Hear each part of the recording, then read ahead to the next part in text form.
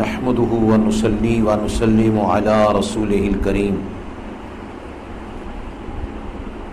اما بعد فاعوذ بالله من الشيطان الرجيم بسم الله الرحمن الرحيم قل تعالوا اتل ما حرم ربكم عليكم الا تشركوا به شيئا وبالوالدين احسانا ولا تقتلوا اولادكم من املاق نحن نرزقكم وإياهم ولا تقربوا الفواحش ما ظهر منها وما بطن ولا تقتلوا النفس التي حرم الله إلا بالحق ذلكم وصاكم به لعلكم تعقلون صدق الله العظيم وصدق رسوله النبي الكريم الأمين ونحن على ذلك لمن الشاهدين والشاكرين والحمد لله رب العالمين وقال الله تبارك وتعالى في شان حبيبه صلى الله عليه وعلى آله وصحبه وسلم إن الله وملائكته يصلون على النبي يا أيها الذين آمنوا صلوا عليه وسلموا تسليما اللهم صل على سيدنا ومولانا محمد وعلى آل سيدنا ومولانا محمد وصحاب سيدنا ومولانا محمد وبارك وسلم الصلاة والسلام عليك يا سيدي يا رسول الله وعلى آلك وصحابك يا سيدي يا حبيب الله السلام علیکم ورحمۃ اللہ وبرکاتہ۔ اللہ تبارک و تعالیٰ کی حمد و ثنا اور حضور نبی کریم علیہ الصلاۃ والسلام کی جناب میں ہدیہ درود و سلام پیش کرنے کے بعد انتہائی واجب الاحترام بزرگوں، دوستوں، عزیزوں،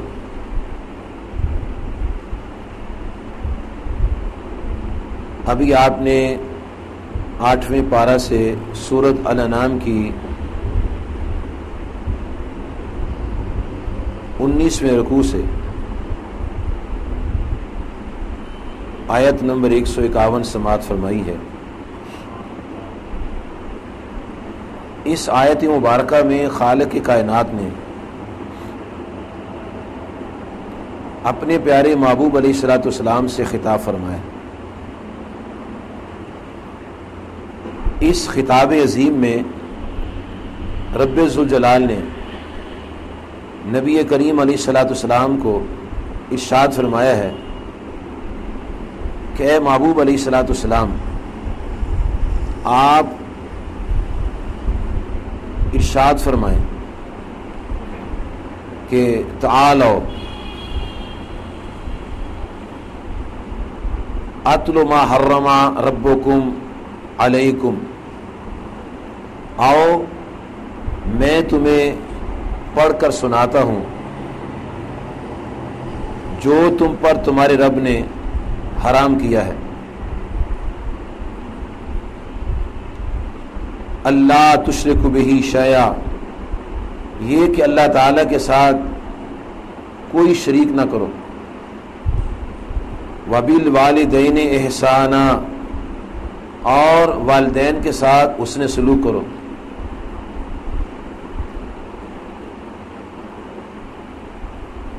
ولا تقتلوا اولادکم من املاق، اور مفلسی کے باعث اپنی اولاد کو قتل نہ کرو، نحن نرزقکم وإیاہم، ہم تمہیں اور انہیں سب کو رزق دیں گے، ولا تقربوا الفواحش ما ظہر منہا وما بطن، اور بے حیائیوں کے پاس نہ جاؤ، چاہے وہ کھلی بے حیائی ہے یا چھپی بے حیائی ہے، ولا تقتلوا النفس التي حرم الله الا بالحق، اور جس جان کی اللہ تعالیٰ نے حرمت قائم رکھی ہے اسے ناحق نہ مارو، ذالکم وصاکم بہ لعلکم تعقلون، یہ تمہیں حکم دیا جاتا ہے تاکہ تم عقل کرو۔ اس سے آگے بھی چند باتیں اللہ تعالیٰ نے ارشاد فرمائی ہیں، وقت کی مناسبت سے اگر موقع ملا تو وہ بھی ساتھ بیان ہو جائیں گے۔ اس آیت مبارکہ کا آغاز جن کلمات سے ہوتا ہے وہ بڑے ہی مقدس قابل توجہ کلمات ہیں۔ اللہ تعالیٰ نبی صلی اللہ علیہ وسلم سے فرما رہا ہے کہ محبوب علیہ الصلوۃ والسلام آپ اپنے صحابہ سے، اپنے غلاموں سے، آپ لوگوں سے ارشاد فرمائیں، تعالو میرے پاس آؤ اور میں تمہارے سامنے اللہ تعالیٰ کی کتاب کی تلاوت کرتا ہوں۔ سبحان اللہ، کیا وہ وقت ہوگا کہ جب تلاوت کرنے والے رسول کریم صلی اللہ علیہ وسلم خود ہوں گے، جب صاحب کتاب کی تلاوت ہوتی ہوگی تو کیسے انوار و تجلیات برستے ہوں گے، اور سننے والوں پر کیا کیفیت طاری ہوتی ہوگی۔ اور پھر نبی صلی اللہ علیہ وسلم بغیر لالچ کے کہ مجھ پر نوٹوں کی بارش ہوگی تو میں ذرا ترس کے ساتھ پڑھوں، خوب زور لگا کے پڑھوں، کوئی ایسا مسئلہ نہیں ہے وہاں۔ اللہ کی خوشنودی اور اللہ کا پیغام سنانا پیش نظر ہے، اور اللہ تعالیٰ فرما رہا ہے تعالو، اے محبوب کائنات علیہ الصلوۃ والسلام آپ ان سے فرمائیں آؤ میں تمہارے سامنے تلاوت کرتا ہوں۔ فرشتے اتر رہے ہوں گے، اللہ تعالیٰ دیکھ رہا ہے کہ میرے محبوب تلاوت فرما رہے ہیں، اور کیا انداز ہوگا اور کس طرح تمام کے تمام حروف اپنے صحیح مخرج کے ساتھ لوگ سن رہے ہوں گے، اور سننے والے بھی کتنے خوش نصیب تھے کہ جن کے بارے میں نبی صلی اللہ علیہ وسلم فرماتے جس نے مجھے ایک نگاہ ایمان سے دیکھ لیا، ایمان سے مجھے دیکھ لیا اور میرا صحابی ہو گیا، کریم آقا فرماتے علیہ السلام وہ جنتی ہو گئے۔ جنتیوں کے خوبصورت اجتماع میں امام الانبیاء علیہ السلام تلاوت فرماتے ہیں، اور کس بات کی تلاوت کی، کہاں سے تلاوت شروع ہوتی ہے؟ فرمایا آؤ میں تلاوت کرتا ہوں تم سماعت کرو، اور کیا انہماک ہوتا تھا وہاں، انتہائی توجہ سے لوگ بات سنتے تھے اور اس بات کو بھی حفظ کر لیتے تھے، کانوں کسی دل میں بات اتر جاتی تھی۔ جی پہلی بات جو فرمائی کہ حرم ربکم علیکم ما حرم ربکم علیکم اللہ تشرکوا بہ شیئا، کہ اللہ تعالیٰ نے تم پر حرام قرار دیا ہے کہ میرا کوئی شریک نہیں کرنا۔ یہ وہ پہلا سبق ہے جو 1,24,000 انبیاء نے اپنی اپنی امتوں کو سنا ہے۔ تمام انبیاء نے یہ پیغام دیا ہے کہ لا تشرکوا بہ شیئا، اللہ تشرکوا بہ شیئا، لا الہ الا اللہ، سب کا یہ پیغام تھا کہ اللہ تعالیٰ کے ساتھ کسی کو شریک نہیں کرنا۔ یہ جو شرک کا مضمون ہے پورے قرآن مجید کو اگر غور سے مطالعہ کریں تو قرآن مجید کے مطالعہ سے یہ پتہ چلتا ہے کہ انبیاء علیہ السلام کی شان بیان کرنا شرک نہیں ہے، معجزات بیان کرنا شرک نہیں ہے، اولیاء کی کرامتیں بیان کرنا شرک نہیں ہے، بزرگوں کی عظمت اور شان بیان کرنا شرک نہیں ہے۔ پوری کتاب میں غور کریں تو غور کرنے کے بعد یہ پتہ چلتا ہے کہ شرک کیا ہے۔ قرآن پاک نے شرک یہ بیان کیا ہے کہ اللہ تعالیٰ کے سوا کسی کو عبادت کے لائق نہیں سمجھے، جیسا وہ ہے ویسا کسی کو نہیں ماننا، جو صفات اس کی ہے ذاتی ازلی ابدی ویسی کسی کی نہیں ماننی۔ یہ مرکزی نقطہ ہے قرآن پاک میں جو شرک کے بارے میں رب کائنات نے بیان فرمایا پورے کے پورے قرآن مجید میں۔ اگر معجزات بیان کرنا شرک ہوتا تو عیسیٰ علیہ السلام کے معجزے نہ بیان ہوتے، موسیٰ علیہ السلام کے معجزات بیان نہ ہوتے، ناقۃ اللہ کا ذکر نہ ہوتا۔ اگر اولیاء کی کرامتیں بیان کرنا شرک ہے تو آصف بن برقیہ کی کرامت کا بیان نہ ہوتا، کہ جس نے آنکھ چھپکنے سے پہلے بلقیس تک تخت حاضر کر دیا تھا۔ شرک یہ ہے کہ اللہ تعالیٰ کے سوا کسی کو لائق عبادت نہیں ماننا، جیسا وہ ہے ویسا کسی کو نہیں ماننا، جو اس کی صفات ہیں، جو اس کی خوبیاں ہیں، کسی میں نہیں ماننی، جیسی اس کی ہیں، جیسا وہ ہے ویسا کسی کو نہیں ماننا۔ یہ وہ بنیادی بات ہے جو رب کائنات نے قرآن پاک کے اندر بیان فرمائی ہے، اور یہ 1,24,000 انبیاء نے اپنی اپنی امتوں کو سنائی ہے۔ مشرکین جو تھے وہ یہ مانتے تھے کہ اللہ آسمان و زمینوں کا خالق ہے، مشرکین یہ مانتے تھے کہ آسمان سے بارش اللہ تعالیٰ برساتا ہے، مشرکین یہ مانتے تھے کہ ہمارا خالق بھی اللہ تعالیٰ ہے، مشرکین یہ مانتے تھے کہ بیت اللہ کی خدمت کرنی چاہیے، مشرکین طواف خانہ کعبہ بھی کرتے تھے، مشرکین میدان منا میں بھی جاتے تھے، مزدلفہ بھی جاتے تھے، میدان عرفات میں بھی جاتے تھے، حاجی کو پانی بھی پلاتے تھے، بڑے کام کرتے تھے وہ جو ہم بیان کرتے ہیں کہ یہ کام سارے توحید کے کام ہیں، یہ سارے مشرک کرتے تھے۔ تو پھر مشرک کیوں تھے؟ اس لیے مشرک تھے کہ وہ اللہ تعالیٰ کے سوا اوروں کو عبادت کے لائق سمجھتے تھے، انہوں نے لکڑی پتھر کے بت بنا رکھے تھے جن کو وہ الہ مانتے تھے۔ اور اللہ پاک نے قرآن مجید میں مختلف انداز میں تقریباً ہر صورت میں معبودان باطل کی نفی فرمائی، انبیاء کی نفی نہیں، اولیاء کی نفی نہیں، بتوں کی نفی۔ پوری آپ پورا قرآن مجید پڑھیں اور اس میں وہ تمام صورتیں آپ پڑھیں جو مکہ مکرمہ میں نازل ہوئی ہیں، ان تمام صورتوں میں اللہ تعالیٰ نے لکڑی پتھر کے بتوں کی نفی کی ہے، اپنے نبیوں کی نفی نہیں کی، انبیاء کی نفی نہیں کی۔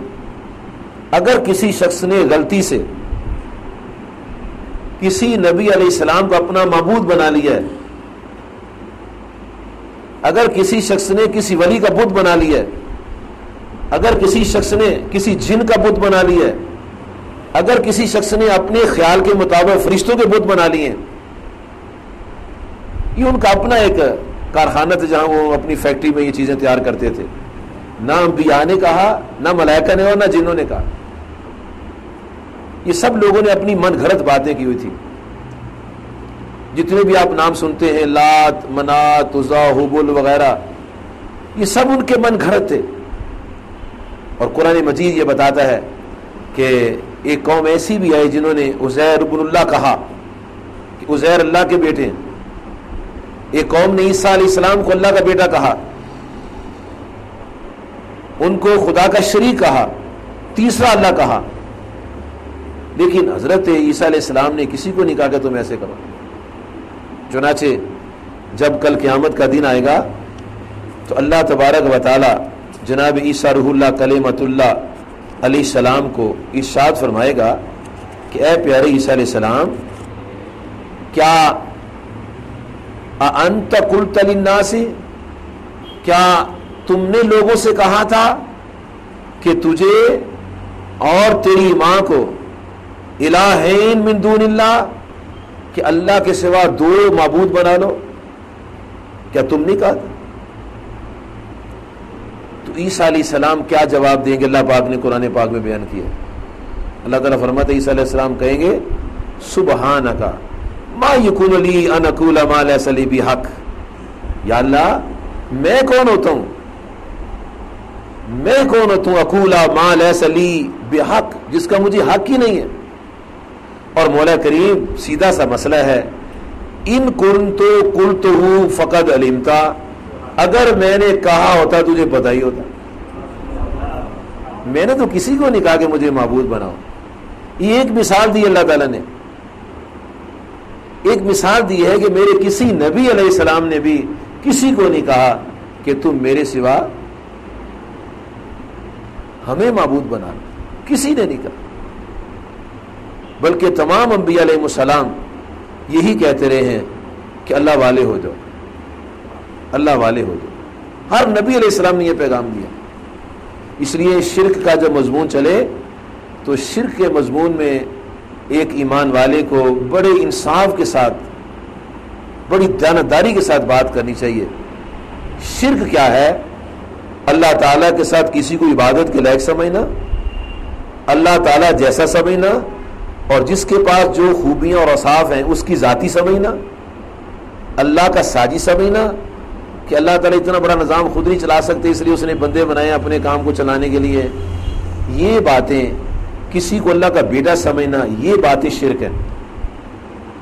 نبی ماننا شرک نہیں، ولی ماننا شرک نہیں، انبیاء کے معجزات ماننا شرک نہیں، اولیاء کی کرامتیں ماننا شرک نہیں، یہ تو توحید ہے۔ انبیاء کے معجزات ماننا توحید ہے، صراط مستقیم ہے۔ انبیاء کی عظمت کو ماننا صراط مستقیم ہے۔ جناب حضرت عیسیٰ روح اللہ کلمۃ اللہ علیہ السلام جب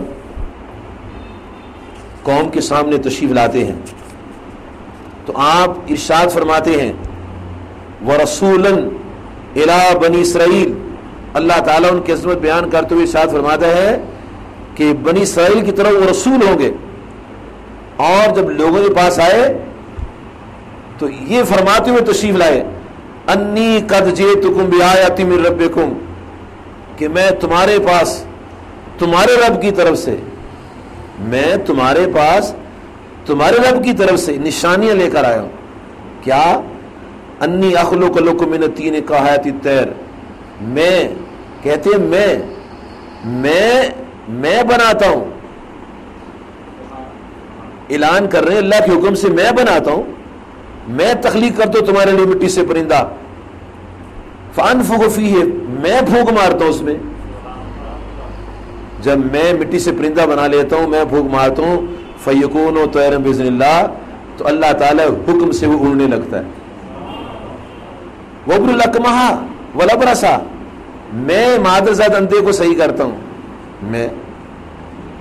میں برس کے مریض کو صحیح کرتا ہوں، وحی الموتى، میں مردے زندہ کرتا ہوں، کیوں؟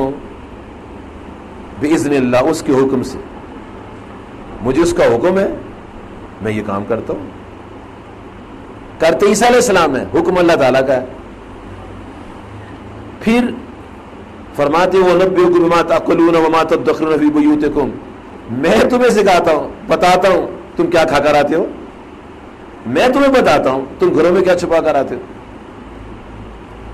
بڑا کمال وہ وقت تھا، یعنی لوگوں کے چھوٹے چھوٹے بچے عیسیٰ علیہ السلام کے پاس آ جاتے تھے تو کہتے تھے وہ تیری امی نے فلاں چیز پکائی ہے، تیری امی نے فلاں چیز پکائی ہے، تمام بچوں کو بتا دے تمہاری ماں نے کیا گھر پکایا۔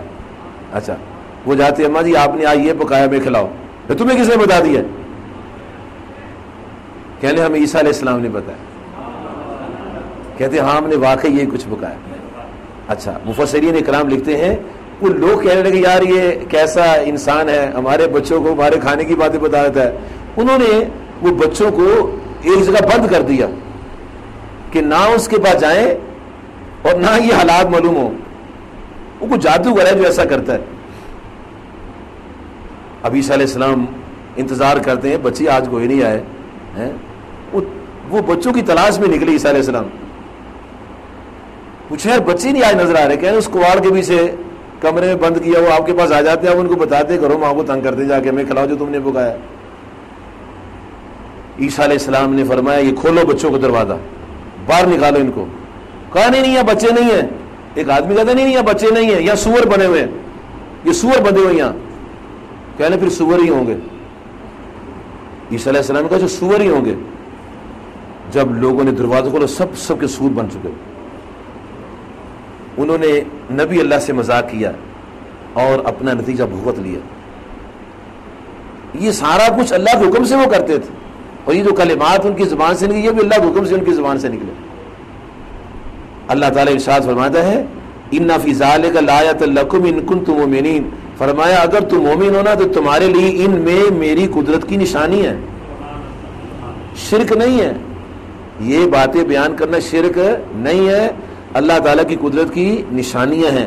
اب یہ پیارے نبی عیسیٰ علیہ السلام فرماتے ہیں وَمُصَدِّقًا لِمَا بَيْنَ يَدَيَّ مِنَ التَّوْرَاةِ کہ میں تصدیق کرتا آیا ہوں اپنے سے پہلی کتاب تورات شریف کی، اور اللہ پاک نے مجھے یہ پاور دی ہے، اختیار دیا ہے،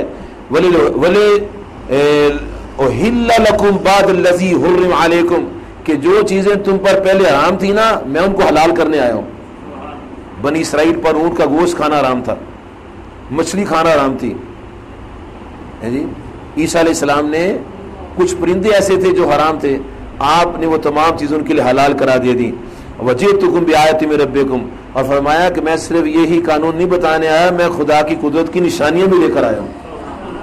اس لیے فَاتَّقُوا اللَّهَ وَأَطِیعُونِ ڈرو اللہ تعالیٰ سے، اطاعت میری کرو، اور میں تمہیں یہ بتا دینا چاہتا ہوں کہ میں کون ہوں، مجھے کس نے بنایا ہے، میں کیا کہنا چاہتا ہوں۔ فرمایا ان اللہ ربی وربکم فاعبدوہ، میرا رب اور تمہارا رب اللہ تعالیٰ ہے، اسی کی پوجا کرو۔ ھذا صراط مستقیم، اور یہ سیدھا راستہ ہے۔ عیسیٰ علیہ السلام نے پوری اپنی حقیقت، آنے کا مقصد جو اللہ پاک کے عنایات فرمائے سب کو بیان کیا، اور آخر میں فرمایا کہ میں مردے زندہ کرتا ہوں، میں مادر اندھوں کو صحیح کرتا ہوں، برس کے بیماروں کو صحیح کرتا ہوں، چھپی باتیں غیب کی بتاتا ہوں، جو کھا کر آتے وہ بتاتا ہوں، لیکن یاد رکھو میں اللہ نہیں ہوں، میں معبود نہیں ہوں۔ معبود کون ہے؟ ان اللہ ربی وربکم، میرا معبود اور تمہارا معبود وہی ہے جس کا نام ہے اللہ، فاعبدوہ، اسی کی بندگی کرو، اسی کی عبادت کرو، اور یہی ہے ھذا صراط مستقیم۔ تو قرآن مجید فرقان حمید ہمیں اس بات سے آگاہ فرماتا ہے کہ شرک جو ہے، شرک وہ یہ ہے کہ اللہ تعالیٰ کے سوا کسی کی عبادت جائز نہیں ہے، چاہے کتنے کمالات۔ اور یہ جو مسلمان آج کا مسلمان ہے، اس سے بڑا توحید پرست کائنات میں کوئی نہیں، نہ یہودی توحید پرست ہے نہ عیسائی توحید پرست ہے۔ آج ایک ہی قوم امت توحید پرست ہے جس کا نام مسلمان ہے، چاہے وہ بے نماز ہے یا نمازی ہے، اس سے بڑا توحید پرست کوئی نہیں۔ ان کو مشرک کہنے والا اس سے بڑا بیوقوف کائنات میں کوئی نہیں۔ غور کریں تو پتہ لگ جائے گا۔ دیکھیں ہمارے نبی صلی اللہ علیہ وسلم نے چاند کے 2 ٹکڑے کر دیے، ڈوبے سورج کو واپس لٹایا، کھارے پانی میٹھے کر کے دکھا دیے، آپ کی انگلیوں سے چشمے جاری ہوئے، کٹے بازو جوڑ کے دکھا دیے، خالی کنویں پانی سے بھرے دکھا دیے، تھوڑا سا کھانا 1000 کو کھلا دیا، لیکن سب نے کہا انت رسول اللہ، کہ آپ تو اللہ کے رسول ہیں۔ ہم بھی رسول ہی مانتے ہیں، اللہ کا شریک ہے نہیں۔ آج کا مسلمان ان پڑھ سے ان پڑھ بھی رسول کریم صلی اللہ علیہ وسلم کو معبود، رسول کریم تو رسول کریم صلی اللہ علیہ وسلم ہے، کسی ولی کو معبود نہیں مانتے۔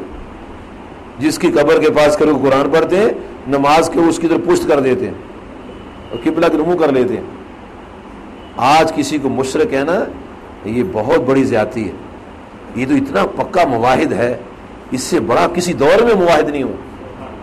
صحابہ کرام تھے ہی کہ اولیاء کرام تھے ہی، لیکن ہم جو بے علم لوگ ہیں، ان پڑھ لوگ ہیں، نہ اللہ کی شان کا پتہ، نہ ہمیں قرآن پاک پڑھنا آتا ہے، نہ ناظرہ پڑھنا آتا ہے، نہ مسائل آتے ہیں، اتنی بے علمی کے باوجود بھی ہم اللہ تعالیٰ کے سوا کسی کو معبود ماننے کو تیار نہیں۔ اسی لیے ہم یہ کہتے ہیں کہ حضور صلی اللہ علیہ وسلم پیدا ہوئے، آپ کی پیدائش کا ذکر کرنا یہ توحید کا سب سے بڑا مضمون ہے، تاکہ پتہ لگ جائے کہ رسول کریم صلی اللہ علیہ وسلم لم یلد ولم یولد نہیں ہے۔ جو لم یلد ولم یولد ہے وہ صرف اللہ کی ذات پاک ہے، باقی ہر کوئی مخلوق ہے پیدا ہوا ہے۔ تو اللہ تعالیٰ کے نبی صلی اللہ علیہ وسلم نے فرمایا کہ جو چیز اللہ نے تم پر حرام کی ہے میں تمہیں اس کی تلاوت کرتا ہوں تمہارے سامنے، اللہ تشرک بہ شیئا، اللہ کے سوا کوئی عبادت کے لائق نہیں، اسی اللہ کے ساتھ کسی کو شریک نہیں ٹھہرانا۔ نمبر 2 وبالوالدین احسانا، قرآن مجید فرقان حمید میں اللہ تعالیٰ نے جہاں اپنی بندگی کا ذکر کیا ہے اس کے ساتھ اللہ تبارک و تعالیٰ کی ذات پاک نے والدین کے ساتھ حسن سلوک کا ذکر فرمایا۔ جہاں اپنی بندگی کا ذکر فرماتا ہے ساتھ ہی اللہ تعالیٰ والدین کی عظمت و شان بیان فرماتا ہے، ان کے ساتھ اسے سلوک کا ذکر کرتا ہے جی۔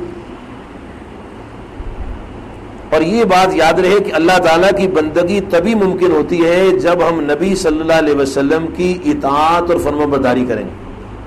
جب تک نبی صلی اللہ علیہ وسلم کی اطاعت اور فرمانبرداری نہیں ہوتی، اللہ تعالیٰ کی بندگی نہیں ہو سکتی، نہ نماز ادا ہو سکتی ہے، نہ روزے رکھ سکتے ہیں، نہ حج کر سکتے ہیں، نہ زکوٰۃ دے سکتے ہیں۔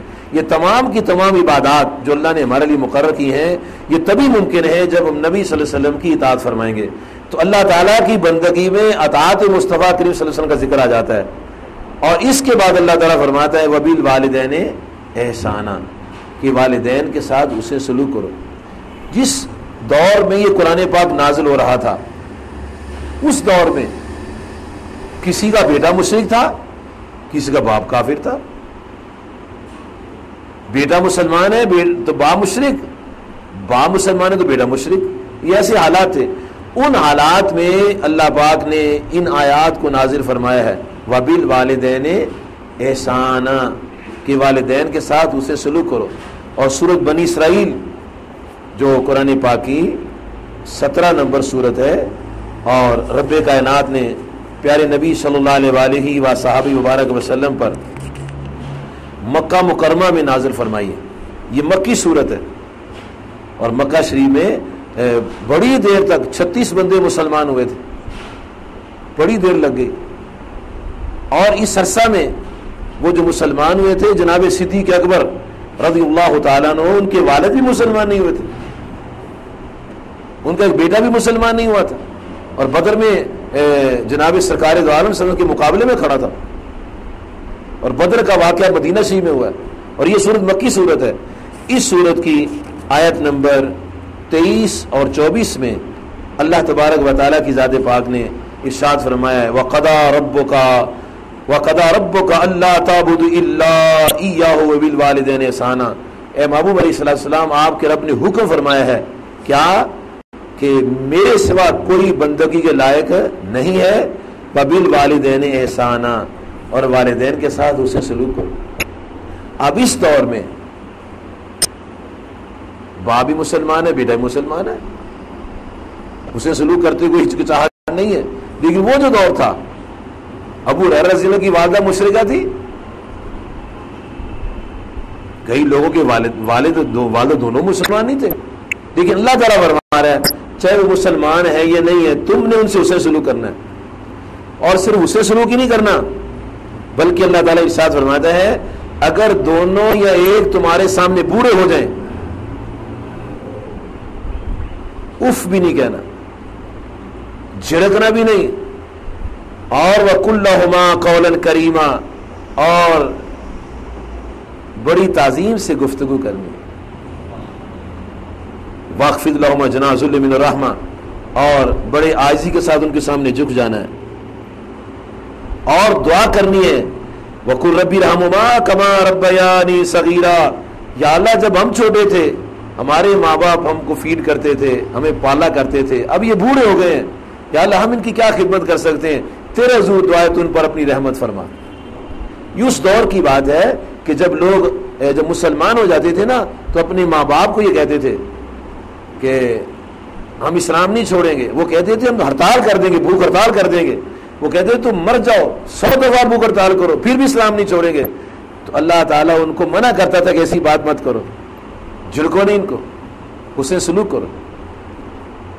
تو اللہ تعالیٰ کے نبی صلی اللہ علیہ وسلم نے فرمایا ہے کہ مجھے اللہ پاک حکم آیا ہے کہ میں تمہارے سامنے قرآن پاک کی تلاوت کروں اور تمہیں یہ مسئلہ سمجھاؤں کہ اللہ تعالیٰ کے ساتھ کسی کو شریک نہیں کرنا، اور اپنے ماں باپ کے ساتھ اس سے سلوک کرنا ہے۔ وَلَا تَقْتُلُوا أَوْلَادَكُمْ مِنْ إِمْلَاقٍ، اور مفلسی کے غم سے اپنی اولاد کو قتل نہیں کرنا۔ یہ مسلمان ہے نا، اور سارا سٹرکچر بھی مسلمانوں کا ہی ہے، کوئی وزیر ہندو کافر ہے، سکھ ہے، عیسائی ہے، ساری مسلمان ہے نا، وزیر صحت بھی مسلمان ہی ہے نا جی۔ اللہ تعالیٰ کے بھی خلاف ہیں یہ لوگ، اور نبی صلی اللہ علیہ وسلم کے خلاف۔ اخبارات میں جی پوسٹرز میں دکھاتے ہیں ایک باپ، ایک بیٹا اور 2 بچے، اور کیا کہتے ہیں چھوٹا کنبا خوشحال کنبا۔ کتنے بچے دکھاتے ہیں؟ 2، دو دکھاتے ہیں جی، دو دکھاتے ہیں، ٹھیک ہے نا. اچھا اب حدیث سنو. نبی صلی اللہ علیہ وسلم فرماتے ہیں جس شخص کو اللہ تعالیٰ 3 بیٹیاں عطا فرمائے. کتنی؟ یہ کہتے ہیں 2 کرو، حضور 3 کی بات فرمانے صلی اللہ علیہ وسلم. جس کو اللہ تعالیٰ 3 بیٹیاں عطا فرمائے اور ان اپنی 3 بیٹیوں کی خدمت کرے، ان کو ادب سکھائے، اسلام سکھائے، اخلاق سکھائے، ان کی اچھی طرح تربیت کرے، تو یہ 3 بیٹیاں کل قیامت کے دن اپنے گناہگار والدین کی شفاعت کروا کے جنت میں لے جائیں گی. تو یہ کہتے ہیں 2. یہ بغاوت نہیں اللہ تعالیٰ کے نبی پاک کے ساتھ. تو جب ہم بغاوت کر رہے ہیں تو انعام کیسے ملے گا ہم کو؟ ہماری بغاوت کا نتیجہ میں نظر آ رہا ہے. ہم مار کھا رہے ہیں یہودیوں عیسائیوں سے. یہ ہماری بغاوت کے سارے نتیجے. یہود و ہنود ہمیں مار رہے ہیں، ہم اللہ اور جل شانہ اس کے نبی سے کی بغاوت کر رہے ہیں. اللہ تعالیٰ فرماتا ہے مجھے یہ بتاؤ کہ تم کو رزق کون دیتا ہے؟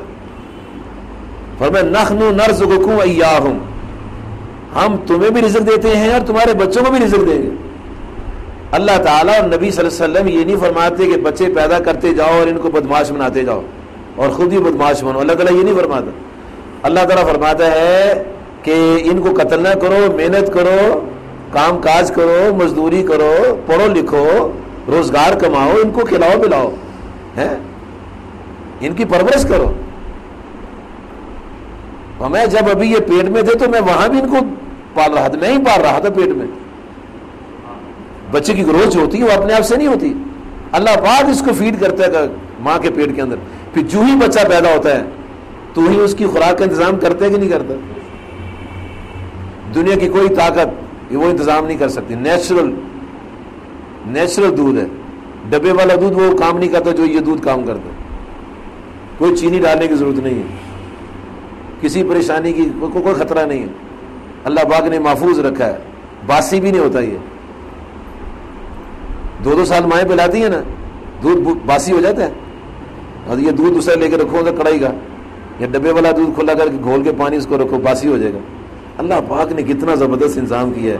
اللہ پاک ہمارے ذہن و ضمیر کو جھنجھوڑ رہا ہے کہ میں تمہارا بھی رازق ہوں، تمہارے بچوں کا بھی رازق ہوں. تو تم کہتے ہو زیادہ ہوگا تو مر جائیں گے. کام کرو نا، محنت مزدوری کرو، پرورش کرو، ان کو تعلیم دو، باہر آوارہ گردی کے لیے نہ پیدا کرو. اللہ تعالیٰ سارا نظام سکھاتا ہے. اگر یہ زیادہ بچے قانون فطرت کے خلاف ہوتے تو یعقوب علیہ السلام کی 12 بیٹے نہ ہوتے، حضور صلی اللہ علیہ وسلم کی 4 بیٹے نہ ہوتے، کبھی نہ ہوتے. 1 یا 2 ہی ہوتے بس. یہ بالکل فطرت کے خلاف بات ہو رہی ہے. اللہ تعالیٰ فرماتا ہے کہ تم مفلسی کے خوف سے اپنے بچوں کو قتل نہ کرو، میں تمہیں بھی رزق دیتا ہوں، تمہارے بچوں کو بھی رزق دیتا ہوں. اور چھپ کر بھی فحاشی نہ کرو، کھلے عام بھی فحاشی نہ کرو. کیوں؟ اللہ تعالیٰ ہر حال میں دیکھ رہا ہے. یہ تعلیم دے رہے ہیں رسول کریم صلی اللہ علیہ وسلم، یہ تبلیغ فرما رہے ہیں. گورنر ہاؤس کا جو مولوی ہے وہ تقریر ایسی نہیں کر سکتا، پریزیڈنسی کا مولوی صاحب تقریر ایسے نہیں کر سکتے. پرائم منسٹر ہاؤس میں جو مسجد کا امام صاحب ہے، خطیب صاحب، وہ یہ تقریر نہیں کریں گے فحاشی مت کرو، بے حیائی مت پھیلاؤ. وہ کبھی نہیں کرے گا. قرآن نہیں پڑھے گا، وہ کچھ اور ہی پڑھے گا. یہ قرآن مجید ہے، بڑی کتاب ہے، کمال کتاب ہے. اللہ تعالیٰ فرماتا ہے محبوب صلی اللہ علیہ وسلم آپ ان کو فرمائیں چھپ کرو اور کھلے عام فحاشی نہ کرو. آپ کو ڈرتا کسی کا؟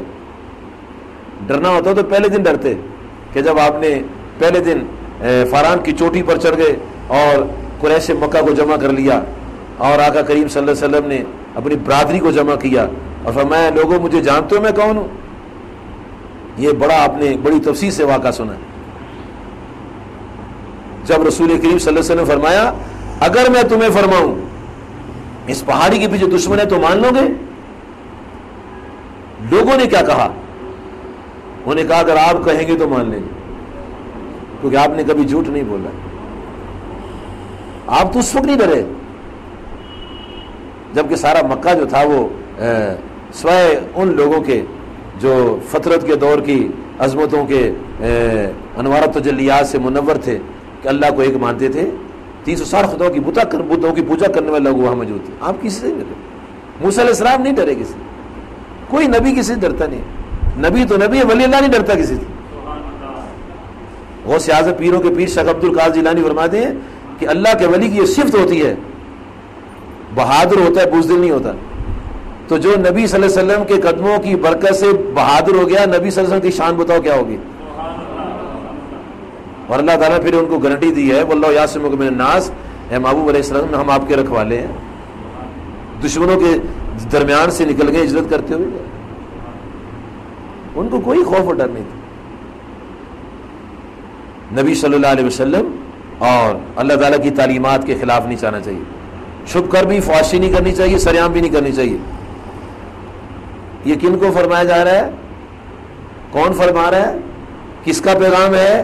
اللہ تعالیٰ کا پیغام ہے, اور ہم مسلمانوں کو سنایا جا رہا ہے نا. تو بتاؤ یہ کیا ہو رہا ہے؟ بڑے بڑے حاجی, بڑے بڑے نمازی بیچارے رہ گئے, اپنے گھر والوں کے ہاتھوں مجبور ہو گئے, اپنی بچیوں کو سڑکوں پر نچا رہے شادی بیاہ کے موقع پر. یہ بے حیائی نہیں ہے, یہ بے حیائی ہے, کھلے عام ہو رہی ہے.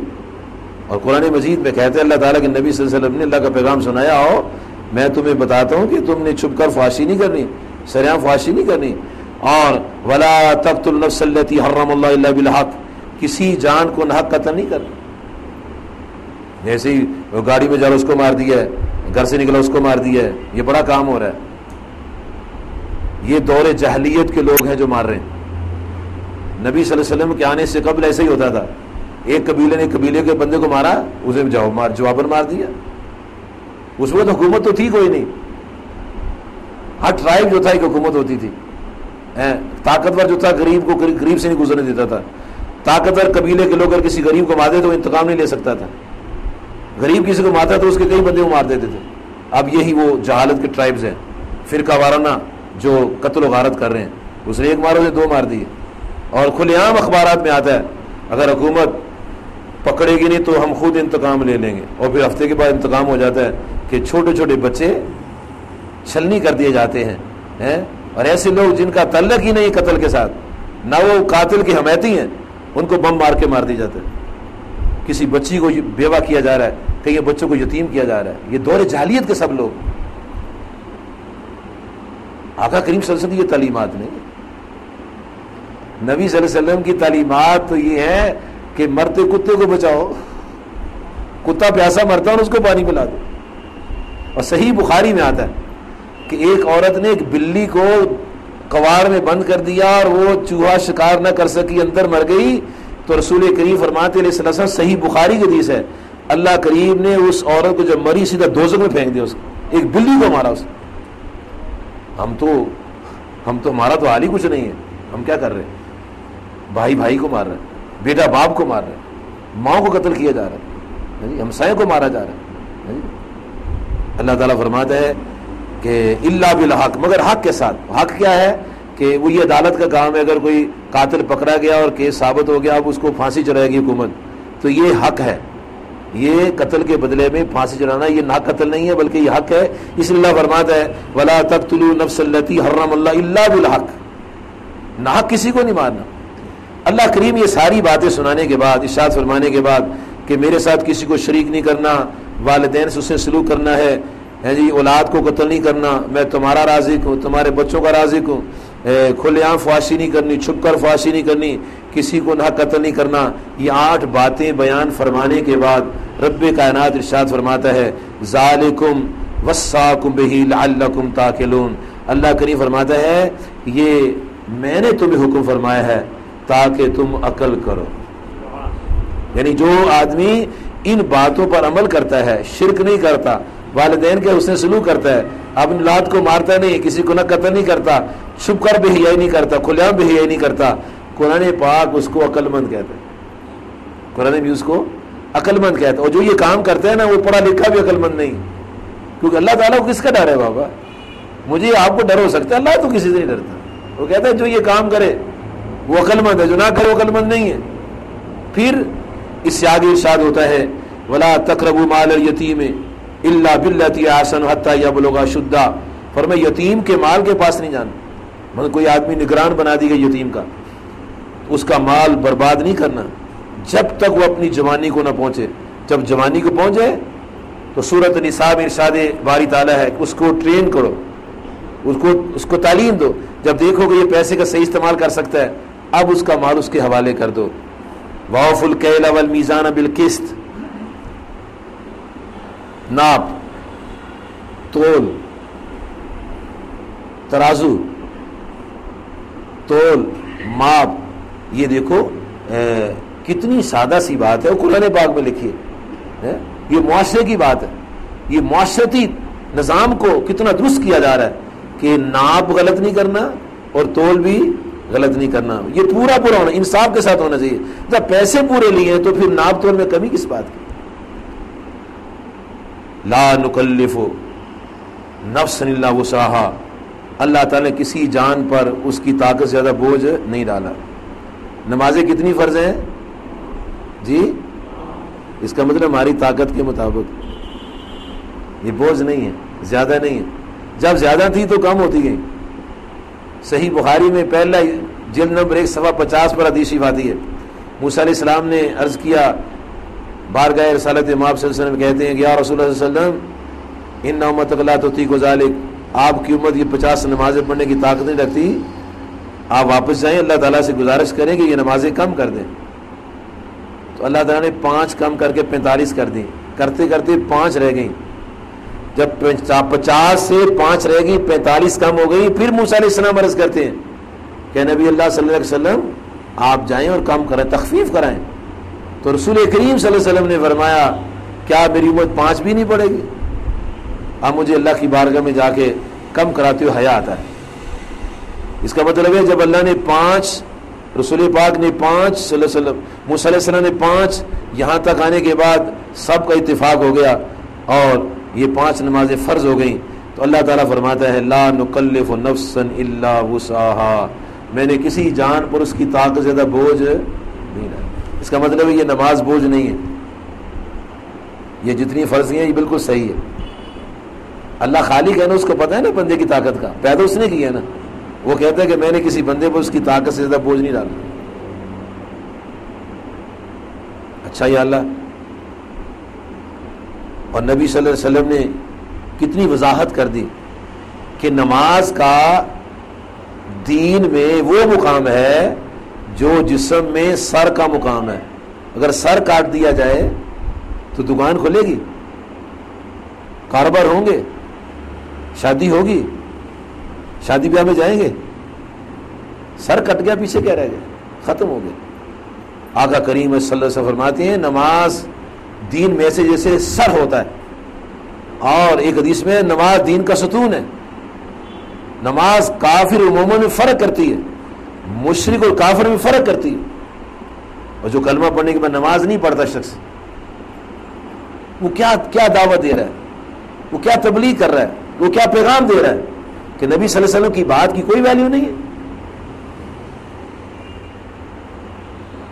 حضرت مجدد الافسانی شیخ احمد سرندی رحمۃ اللہ علیہ مکتوبات شریف میں لکھتے ہیں کہ لوگ کہیں کھڑے ہوں اور ایک آدمی آ جائے اور وہ بھی جھوٹا اور کہے بھاگو بھاگو ڈاکو آ رہے ہیں، بھاگو بھاگو ڈاکو آ رہے ہیں، حالانکہ وہ جھوٹا آدمی ہے، سچا نہیں ہے، وہ جھوٹا آدمی ہے، سب کو پتہ ہے جھوٹ بولتا ہے، لیکن وہ ایسی ٹیکنیکل انداز میں گفتگو کرتا ہے، کہتا ہے بھاگو بھاگو ڈاکو آ رہے ہیں، لوٹ کے لے جائیں گے۔ تو لوگ بھاگتے کہ نہیں بھاگتے؟ جی جی مجدد الافسانی شیخ احمد سرندی یہ بات لکھ کے آگے فرماتے ہیں ہم جھوٹے کی بات مان لیتے، اللہ کی اتنی بھی نہیں مانتے۔ جھوٹے شخص کی بات کو ہم ویلیو دیتے ہیں، اللہ کی بات کو کوئی ویلیو نہیں۔ یہ مجدد پاک رحمۃ اللہ نے مکتوبات شریف میں لکھا ہے۔ اللہ نے فرمایا نا نماز پڑھو، تو کتنے پڑھتے ہیں؟ اگر یہ ان کی دکان ہو نا نماز نہ پڑھنے والوں کی، اسٹیشنری کی یا کپڑے کی یا کوئی اور دکان ہو جو بازار میں ہوتی ہے، اور انہوں نے انکروچمنٹ کی ہو اور سڑک کے باہر تک اس نے اپنی چیزیں سجا کے رکھی ہوں، اور کوئی ایسے ہی موٹر سے گزر کر بھائی پیچھے کارپوریشن والے آ رہے ہیں، تو مانتا ہے کہ نہیں مانتا اس کی بات؟ تو مؤذن کہتا ہے حی علی الصلاۃ حی علی الفلاح، اس کی بات مانتا ہے؟ وہ تو اللہ کا پیغام دے رہا ہے، اللہ کی کون مانتا ہے؟ جب ہم اللہ کی نہیں مانتے تو اللہ کو تو ویسی پرواہ نہیں ہماری، وہ تو یہی پہلے ہی بے نیاز ہے. اللہ تعالیٰ فرماتا ہے مجھ پر کسی کا ذمہ نہیں ہے. اللہ کریم یہ فرماتا ہے اگر تم نماز پڑھو گے تو مجھے ذمہ کرم ہے، میں تمہیں بخش دوں گا، اگر نہیں پڑھو گے پھر تمہارے لیے میرے کوئی ذمہ نہیں ہے.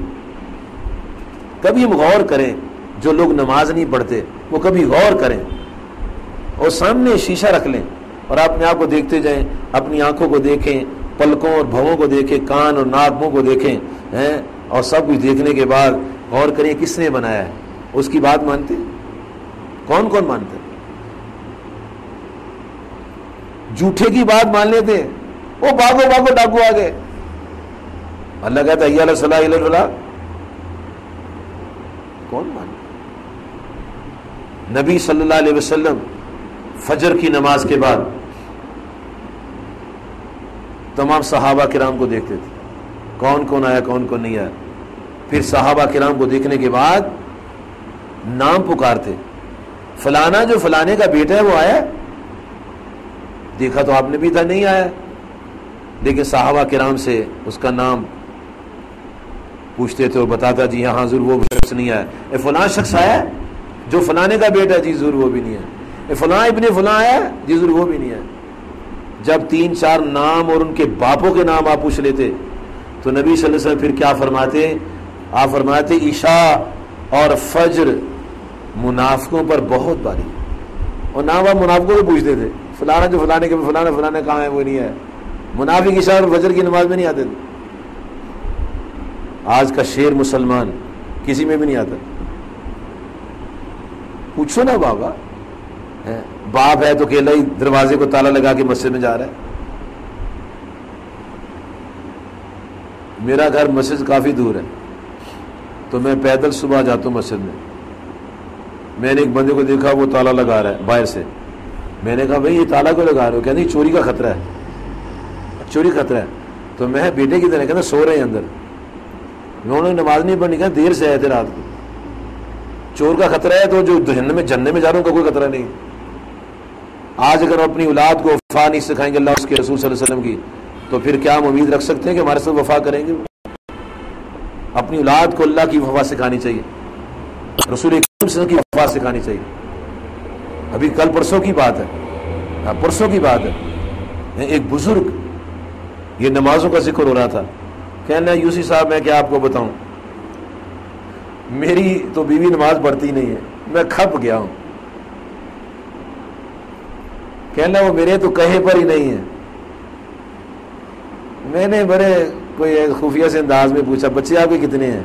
کہتا ہے 5. میں بڑی بیوقوف، آپ کی مانتی نہیں، نماز پڑھتی نہیں. ہنسنے لگا وہ ہنسنے لگا. کہنا جی یہ گل چھڈو تسی، نماز میں نہیں وہ میری بات مان. میں نے کہا اس کا قصور پتہ کیا ہے؟ کہتا مجھے قصور کا پتہ ہے، میں بھی نہیں پڑھتا تھا جوانی میں، بوڑھوں کے شروع کی ہیں. جو لوگ بوڑھے ہو کے نمازیں شروع کرتے ہیں ان کی اولادیں جوان دیکھ رہی ہیں ہمارا ابا کیا کرتا ہے. یہ تو خوش قسمت وہ باپ ہے کہ وہ بے نماز ہو تو اولاد اس کی نمازی ہو جائے. یہ خوش قسمت وہ باپ ہے کہ جو نمازی ہے خود اس کی اولاد بھی نمازی، بڑا خوش قسمت. اور جو باپ بے نمازی اولاد اس کی نمازی، یہ بڑی خوش قسمتی کی بات ہے، مگر نہ وہی بے نماز وہ بھی بے نماز. اللہ پاک نے کسی جان پر اس کی طاقت سے زیادہ بوجھ نہیں ڈالا. جو اللہ پاک نے نظام دیا بالکل صحیح ہے.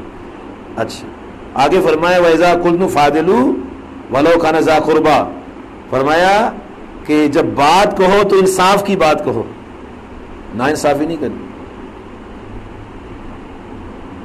چاہے اپنا، اللہ فرماتا ہے وَلَوْ كَانَ ذَا قُرْبَىٰ، چاہے رشتہ داری کیوں نہ ہو، بات انصاف کی کرنی ہے. قبیلے کو نہیں دیکھنا، خاندان کو نہیں دیکھنا، برادری نہیں دیکھنا، اللہ کے حکم کو دیکھنا ہے. اللہ پہلے ہے، برادری بعد میں ہے. قبر میں برادری ساتھ نہیں جائے گی. یہاں مجھے بتا دیں میرے ابا جب فوت ہوئے، اللہ تعالیٰ کروڑ کروڑ جنت عطا فرمائے، تو ہم میں سے کوئی بھی ساتھ نہیں گیا قبر میں. میں نے کہا نہیں ابا جی آپ اکیلے ہی جائیں کیونکہ آپ کا وقت ہمارا جب ہم بھی چلے جائیں گے. میرا بیٹا فوت ہوا چھوٹا، تو میرے ابا جی کہنے لگے پتر اللہ کا نظام ہے چلو واپس آ جاؤ. کب مجھے اٹھائے چلو گھر، میرے ابا جی اس کو دبا دی ہے، کہتے یہ نظام ہے دنیا کا، کوئی جاتا ہے ساتھ؟ سگا باپ اور سگا بیٹا نہیں جاتا، تو برادری جائے گی؟ کوئی نہیں ساتھ جاتا۔ جب اپنا کردار شروع سے خراب رکھا ہے، اولاد دیکھ رہی ہے۔ نبی صلی اللہ علیہ وسلم فرماتے ہیں جب بچہ دایاں بائیں پہچاننا شروع کر دے اس کو نماز کو حکم دے دو۔ 7 سال کا ہو تو پیار سے نماز پڑھاؤ، 10 سال کا ہو تو مار کے نماز پڑھاؤ تاکہ اس کی رکھ رکھ کے اندر نماز کی محبت پیدا ہو جائے۔ جب باپ خود ہی نماز نہیں پڑھے گا تو کیا سکھائے گا؟ وہ مجھے میاں جی کہنے لگے کہ بات یہ ہے کہ میں بھی جوانی میں نہیں پڑھتا تھا۔ میں نے اسے دیکھا ہو تو میں جوانی میں کیا کرتے تھے؟ نہیں، اپنا کردار پیش کرنا چاہیے۔ جب گھر کے اندر بڑا آدمی اپنا کردار پیش کرتا ہے تو اس کے کردار کی بنیاد پر اولاد کا کردار بنتا ہے۔ جیسے باہر زندگی خوبصورت ہے ویسے گھر میں خوبصورت زندگی ہونی چاہیے۔ ایک عورت میرے پاس آئی، کہنے یوسف صاحب دعا کرو۔ میں نے کہا بی بی کیا دعا کرانی ہے؟ وہ میرا میاں بڑا بد اخلاق ہے۔ میں نے کہا اس سے بڑا خوش اخلاق ہم نے دیکھا ہی کوئی نہیں، مسجد میں تو بڑا خوش اخلاق ہے۔ کہتے باہر ہی ہوگا، گھر میں تو کوئی اخلاق، گھر میں ایسا بد اخلاق کوئی ہوگا دنیا میں۔ جبکہ رسول کریم صلی اللہ علیہ وسلم فرماتے ہیں خیرکم لأہلہ انا خیرکم لأہلی۔ آقا کریم صلی اللہ علیہ وسلم فرماتے ہیں تمہیں سے بہترین وہ لوگ ہیں جو اپنے گھر والوں سے بہترین سلوک کرتے ہیں، اور پوری کائنات میں رسول کریم فرمایا سب سے بہترین سلوک میں خود اپنے گھر والوں سے کرتا ہوں۔ اپنی زندگی نمونہ پیش کرنا ہے۔ اللہ تعالیٰ فرماتا ہے وَإِذَا قُلْتُمْ فَعْدِلُوا وَلَوْ كَانَ ذَا قُرْبَىٰ، انصاف کی بات کو اگرچہ تمہارے رشتہ دار کا معاملہ ہو، وَبِعَهْدِ اللَّهِ أَوْفُوا، اور جب کسی سے عہد کر لو، وعدہ کر لو، اس کو پورا کرو۔ ذَلِكُمْ وَصَّاكُمْ بِهِ لَعَلَّكُمْ تَذَكَّرُونَ۔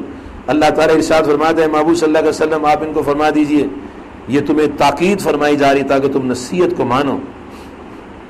معلوم ہے کہ یہ جو باتیں سننے کے بعد اللہ کی بات مانے گا، اس کا مطلب سے اللہ کی نصیحت کو مان لیا۔ وہ کتنی باتیں ہیں؟ نمبر 1 اللہ تعالیٰ کے ساتھ کسی کو شریک نہیں کرنا۔ نمبر 2 والدین کے ساتھ اسے سلوک کرنا ہے۔ نمبر 3 اولاد کو مفلسی کے خوف سے قتل نہیں کرنا۔ نمبر 4 اپنا رازق اللہ کریم کو ماننا ہے۔ نمبر 5 اپنی اولاد کا رازق بھی اللہ تعالیٰ کو ماننا ہے۔ نمبر 6 کھلے عام فحاشی نہیں کرنی۔ نمبر 7 چھپ کر فحاشی نہیں کرنی۔ نمبر 8 کسی کو ناحق مارنا نہیں ہے۔ نمبر 9 یتیم کے مال کے قریب نہیں بھٹکنا۔ نمبر 10 نا پورا کرنا ہے۔ نمبر 11 توڑ پورا کرنا ہے۔ نمبر 12 عدل و انصاف کی بات کرنی چاہے رشتہ داری کیوں نہ ہو۔ نمبر 13 عہد کی پاسداری کرنی ہے۔ اللہ تعالیٰ 3 باتیں فرماتا ہے۔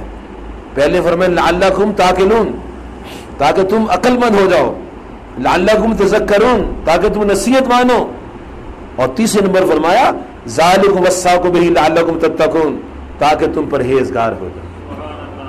یعنی جو ان باتوں پر عمل کرے گا اللہ کریم اس کے تاج پر پرہیزگاری، اس کے سر پر پرہیزگاری کا تاج سجا دے گا۔ اور یہ 13-14 باتیں بیان فرمانے کے بعد رب کائنات کا ارشاد ہے وَأَنَّ هَذَا صِرَاطِي مُسْتَقِيمًا فَاتَّبِعُوهُ، فرمایا رب کائنات یہ میرا سیدھا راستہ ہے۔ وَأَنَّ هَذِهِ صِرَاطِي مُسْتَقِيمًا، خالق کائنات فرما رہا ہے یہ میرا سیدھا راستہ ہے، فَاتَّبِعُوهُ، اس کے پیچھے چلو۔ یہ کام کرو گے تو پھر سیدھے راستے پر ہیں، اگر یہ کام نہیں کرتے تو پھر سیدھے راستے پر نہیں۔ اور ان میں بنیادی بات کیا ہے؟ یہ ساری باتیں ایک نقطے پر آتی ہیں، فَاعْبُدُوهُ، اللہ کی عبادت کرو۔ یہ سارے کام اللہ کی عبادت ہے۔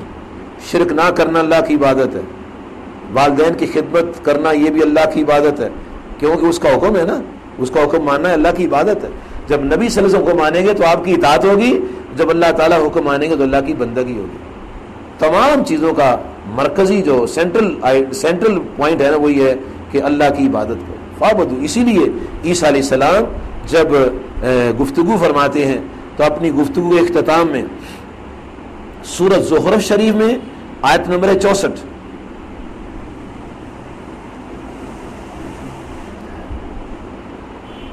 سورۃ مریم آیت نمبر 36، سورۃ آل عمران آیت نمبر 50، یہ 3 آیات ہے سارے قرآن پاک میں۔ کیا؟ ان اللہ ربی وربکم فاعبدوا وہذا صراط مستقیم. اللہ تعالیٰ فرماتے ہیں میری بندگی، حضرت عیسیٰ روح اللہ فرماتے ہیں بے شک میرا رب اور تمہارا رب اللہ تعالیٰ اس کی عبادت کرو، ھذا صراط مستقیم، یہ سیدھا راستہ ہے. اور قرآن مجید میں خالق کائنات نے یہ ارشاد جو فرمایا ہے سورہ زخرف شریف آیت نمبر ہے 63، یہ پوری سورت کی یہ آیت عقیدہ توحید، ختم نبوت، ختم رسالت کی منہ بولتی تصویر ہے، تفسیر ہے یہ. وَإِنَّهُ لَعِلْمٌ لِلسَّاعَةِ فَلَا تَمْتَرُونَ بِهَا وَاتَّبِعُونِ ھذا صراط مستقیم. اللہ تعالیٰ ارشاد فرماتے ہیں بے شک عیسیٰ علیہ السلام جو ہیں وہ قیامت کی خبر ہے. عیسیٰ علیہ السلام قیامت کی خبر ہے، تو ہرگز قیامت میں شک نہ کرنا، یہ سیدھا راستہ. جو شخص یہ مانے کہ عیسیٰ علیہ السلام آئیں گے، عیسیٰ علیہ السلام آئیں گے، وہ سیدھے راستے پر ہے.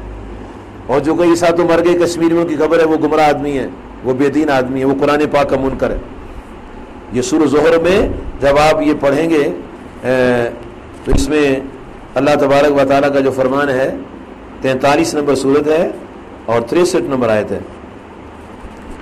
اللہ کریم نے عیسیٰ علیہ السلام کی پوری تاریخ بیان فرمائی ہے. عیسیٰ علیہ السلام کا ذکر کرتے ہوئے آخر میں اللہ تبارک و تعالیٰ کی ذات پاک نے یہ بات ارشاد فرمائی ہے کہ عیسیٰ علیہ السلام جو ہیں یہ وَلَمَّا جَاءَ عِيسَى بِالْبَيِّنَاتِ قَالَ قَدْ جِئْتُكُم بِالْحِكْمَةِ وَلِيُبَيِّنَ لَكُم بَعْضَ الَّذِي تَخْتَلِفُونَ فِيهِ فَاتَّقُوا اللَّهَ وَأَطِيعُونِ إِنَّ اللَّهَ رَبِّي هُوَ رَبِّي وَرَبُّكُمْ فَاعْبُدُوا هَذَا الصِّرَاطُ الْمُسْتَقِيمُ. یہ جناب عیسیٰ روح اللہ کلمۃ اللہ علیہ السلام جو ہیں یہ بیان فرما رہے ہیں کہ میں روشن نشانیاں لے کر آیا ہوں اور حکمت کے ساتھ آیا ہوں، اور اس لیے کہ تمہیں بیان کروں وہ باتیں جن میں تم اختلاف کرتے ہو. اللہ سے ڈرو اور میری اطاعت کرو. میرا رب اور تمہارا رب جو ہے وہ اللہ تعالیٰ ہے، اور یہی سیدھا راستہ ہے. اور جس نے عیسیٰ علیہ السلام کے آنے کو مان لیا کہ عیسیٰ علیہ السلام آئیں گے، اس نے یہ عقیدہ اظہار کر دیا کہ میں صراط مستقیم پر ہوں. جو شخص یہ کہے عیسیٰ علیہ السلام مر گئے ہیں آسمان پر نہیں گئے، وہ مسلمان نہیں ہے. عیسیٰ علیہ السلام قیامت کی نشانی بن کر آئیں، چاہے وہ غریب ہے چاہے امیر ہے، اس کے اسلام سے کوئی تعلق نہیں. اگر کوئی یہ شخص کہے کہ عیسیٰ علیہ السلام نے آنا تھا وہ آ گئے، یہ بھی غلط کہتا ہے، کیونکہ نبی صلی اللہ علیہ وسلم نے پوری تاریخ جناب حضرت عیسیٰ علیہ السلام کی بیان فرمائی. کب آئیں گے، کہاں آئیں گے، کس حالت میں، کیسے آئیں گے، پوری تاریخ بیان فرمائی ہے. کہ دمشق کے مینار پر اتریں گے، فرشتوں پر ایسے ہاتھ رکھ کے اتریں گے، ان کے بالوں سے پانی ٹپکتا ہوگا جی، اور نبی صلی اللہ علیہ وسلم کے کلمہ کی تبلیغ فرمائیں گے. اور یہ وقت آئے گا ساری دنیا میں ہر طرف کلمہ طیبہ لا الہ الا اللہ محمد رسول اللہ صلی اللہ علیہ وسلم. اور عیسیٰ علیہ السلام کا ذکر کر کے اللہ فرماتے ہیں ھذا صراط مستقیم. اللہ بھی سیدھے راستے پر ہے، رسول پاک بھی سیدھے راستے پر ہیں، انبیاء بھی سیدھے راستے پر ہیں. اور جو سیدھے راستے پر آنا چاہتا ہے وہ اللہ تعالیٰ کی ان باتوں کو جب مانے گا تو پھر اس کا راستہ بھی سیدھا ہو جائے گا. محض یہ کہنا کہ میں سیدھے راستے پر ہوں، ایسے سیدھا راستہ نہیں ہوتا. جو اس کے اصول و ضوابط ہیں جب تک ہم اس پر پوری طرح کاربند نہ ہوں گے. اللہ تعالیٰ نے تمام چیزیں قرآن پاک میں بیان فرمائی ہیں. رسول کریم خود فرماتے صلی اللہ علیہ وسلم کل اننی ہدانی ربی الی صراط مستقیم، میرے رب نے مجھے صراط مستقیم کی ہدایت پر رکھا ہے. انک لمن المرسلین علی صراط مستقیم، آپ سیدھے راستے پر ہیں. اور اللہ فرماتا ہے انک لتدعوہم الی صراط مستقیم، اے محبوب علیہ السلام آپ لوگوں کو سیدھے راستے کی دعوت دیتے، سیدھے راستے کی طرف بلاتے ہیں. تو آپ نے کیا لوگوں کو بتایا؟ جو تعلیم آپ نے دی ہے وہ صراط مستقیم ہے، جو اس کے مطابق چلتا ہے وہ صراط مستقیم پر ہے. اور سورۃ الانعام کی آیت نمبر 150 سے لے کر 153 تک جو اللہ نے 13 چیزیں بیان فرمائی ہیں وہ عملی زندگی ایک خوبصورت چارٹر ہمیں پیش کیا گیا ہے. اس کو ہمیں اختیار کرنا چاہیے تاکہ اللہ تعالی ہمیں صراط مستقیم پر زندگی عطا فرمائے اور اسی پر ہماری موت آئے اور اسی صراط مستقیم کی برکت سے ہم کل قیامت کے سرخروی حاصل کریں. اللہ تعالیٰ آپ کو مجھے یہ راستہ نصیب فرمائے اور ہمیں اللہ کے فضل و کرم سے اس نے عنایت فرمایا ہوا ہے، ہمیں اس پر قائم فرمائے اور مرتے دم کوئی سار راستے پر رہیں. آمین. وآخر دعوانا الحمدللہ رب العالمین. محمد کے غلاموں